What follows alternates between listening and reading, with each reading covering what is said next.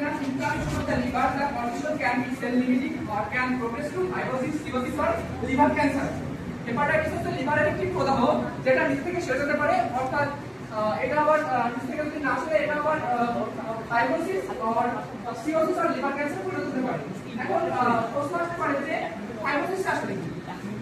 Fibrosis হচ্ছে এমন একটা মানে কোনো একটা অঙ্গ বা অর্গানে যদি বারবার কতবার ইনফরমেশন হয় যার কারণে ওইখানে মানে সেই মানে সাপোজ এখানে লিভারটাই অ্যাফেক্ট করতেছে। এখন এই লিভারটার অথবা কোথাও ইনফেকশন সারার জন্য বারবার নতুন করে যে ডাক্তার কিছু তৈরি করতেছে, এর ফলে এখন হচ্ছে ফাইব্রোসিস হচ্ছে। এখন এই ফাইব্রোসিসের ফলে আবার সিরোসিস হচ্ছে এবং সিরোসিসের ফলে লিভার ড্যামেজ হয়ে যাচ্ছে।